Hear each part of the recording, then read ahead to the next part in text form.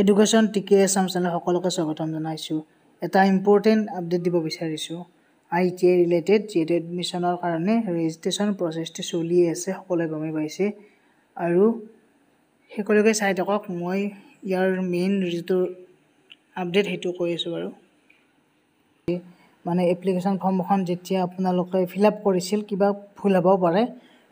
যদি ভুল হৈছে, ইয়াতে এটা আপোনালোকৰ ইমেইল ID আছে, ইয়াতে দেখিছে আপোনালোকে কণ্টেক্ট আছ বুলি, ইয়াতে আপোনালোকে ইমেইল কৰি পঠাব পাৰে কিবা যদি ভুল হৈছে। আৰু ৰিহাবাৰীত যিহেতু মেইন চেণ্টাৰ, গতিকে ৰিহাবাৰী ITIত গৈ কিনেও আপোনালোকে ইয়াৰ সমাধান উলিয়াব পাৰে।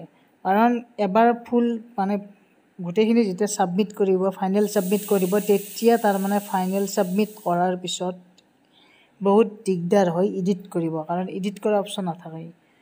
আৰু এটা কথা ক'ব বিচাৰিছোঁ, ইয়াতে এটা কথা ইম্পৰ্টেণ্ট কথা আছে, সেইটো হ'ল যে আমাৰ যে এই যে আছে মোবাইল নাম্বাৰ ভেৰিফাইড আৰু email ID verified. Mobile number আৰু ইমেইল IDটো ভেৰিফাইড কৰি ল'ব লাগে।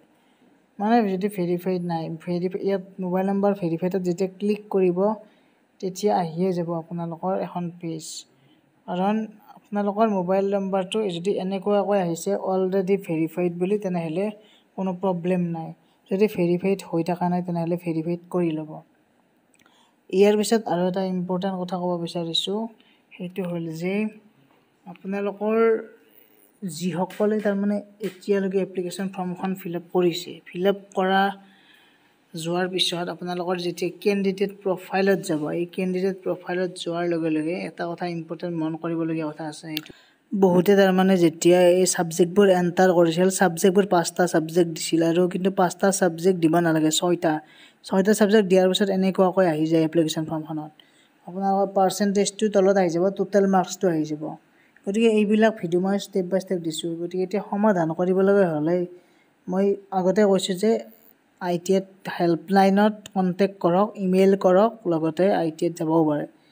ভেৰিফিকেশ্যনৰ কাৰণে যিহেতু যাব পাৰিবই, ভেৰিফিকেশ্যন যেতিয়া কৰিব যাব আপোনালোকে ITIত, সেই ITIত ভেৰিফিকেশ্যন কৰিব যাওঁতেই যি ভুল হৈছে সেই ভুলখিনি কৈ দিবা, তাৰে পিছত সমাধান হ'ব সমস্যাটো। গতিকে এইখিনি আছিল এটা ইম্পৰ্টেণ্ট আপডেট। বাকী আপোনালোকৰ কিবা যদি ইম্পৰ্টেণ্ট আকৌ আপডেট আহে মই দি দিম বাৰু। ভিডিঅ'টো এইখিনি আছিল, সকলোৱে শ্বেয়াৰ কৰি দিয়ক, ছাবস্ক্ৰাইব কৰি বেল আইকনটো প্ৰেছ কৰি ৰাখিব। ধন্যবাদ, থেংক ইউ।